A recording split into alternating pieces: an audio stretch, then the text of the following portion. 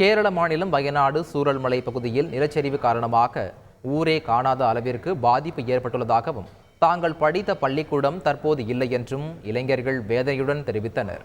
நிலச்சரிவு குறித்த செய்தியை அறிந்தவுடன் நண்பர்களை காப்பாற்ற அப்பகுதிக்கு சென்றதாகவும் தங்களால் முடிந்த நபர்களை மீட்டெடுத்ததாகவும் கண்ணீருடன் தெரிவித்தனர்.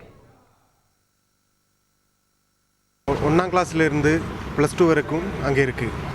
இப்போ அங்கே போய் பார்த்தினா எதுவும் இல்லை. இப்போது நிறையா குடும்பம் அங்கே வந்து சஃபர் பண்ணிட்டாங்க.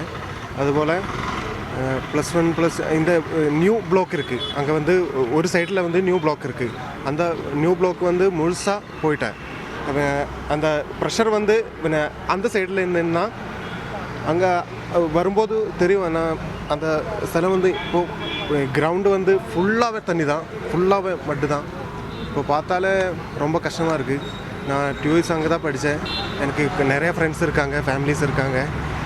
அவரெல்லாம் வீடு அப்படியே போயிடுச்சு. ஃப்ரெண்ட்ஸ் வந்து நிறைய பேர் வெளியில் இருக்காங்க, இங்கே இருக்காங்க.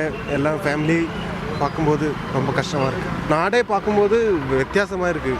நாங்கள் ஜஸ்ட்டு போகிற ஃபண்ணுக்கு தான் அங்கே போயிருந்தோம். முன்னாடி ரொம்ப பீஸ்ஃபுல்லான ரொம்ப அழகாக இருக்கிற இடம். இப்போது அங்கே போய் பார்க்கும்போது எதுவும் இல்லை. ரொம்ப கஷ்டமாக இருக்குது. கேரள மாநிலம் வயநாடு அடுத்த மேப்பாடி சூரல்மலை கிராமத்தில் இருந்த கோயில்கள் மற்றும் பள்ளிவாசல்கள் நிலச்சரிவில் சேதமடைந்தன. கோயில்களை சுற்றி ஏராளமான குடும்பத்தினர் வசித்து வந்த நிலையில் அவர்களின் நிலை என்னவென்று தெரியவில்லை என கூறப்படுகிறது. நிலச்சரிவில் ஒரு சில மக்கள் மட்டும் தப்பித்து நிவாரண முகாமில் தங்கியுள்ளனர். தங்குவதற்கு வீடு இல்லாத நிலையில் அரசு அனைத்து உதவிகளையும் செய்து வாழ்வாதாரத்தை காத்திட வேண்டும் என பொதுமக்கள் கோரிக்கை விடுத்தனர். செய்திகளை உடனுக்குடன் தெரிந்து கொள்ள உடனே சப்ஸ்கிரைப் பண்ணுங்க.